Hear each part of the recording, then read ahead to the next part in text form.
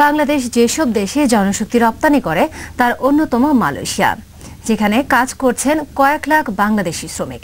এদের অভিযোগ সরকারি তদারকি না থাকায় প্রায় দুর্ভোগে পড়তে হয় তাদের। মালয়েশিয়া থেকে ফিরে বিস্তারিত জানাচ্ছেন আমাদের senior reporter Rafil Islam Tutul.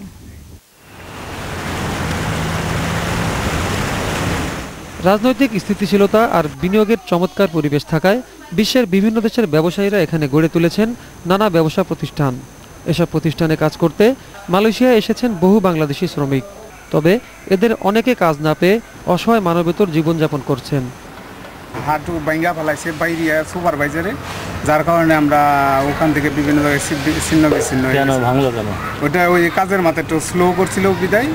Embassy বলতেছে আমার কিছু করার নাই, একটু শেল্টারে যাওয়ার জন্য। আমি বলতে শেল্টারে যায় কতদিন করে যাবো এখানে, এই সরকারের মারফতে আমার দেশে নেওয়া হোক, আর নয়তো আমাদের যে টাবল দিচ্ছে পারাচ্ছে ওদেরকে ধরুক সরকারে।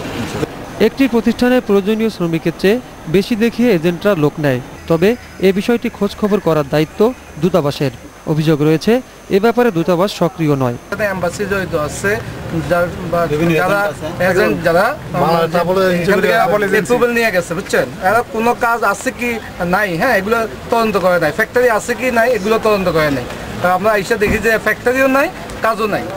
বিষয়টি নিয়ে দূতাবাসের কর্মকর্তাদের কেউ কথা বলতে রাজি হননি।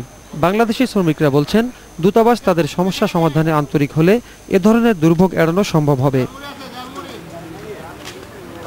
পরিবারে সবার মুখে হাসি ফোটাতে জীবনের শেষ সম্বলটুকু বিক্রি করেও মালয়েশিয়াতে পাড়ি জমিয়েছেন বাংলাদেশের হাজার হাজার শ্রমিক।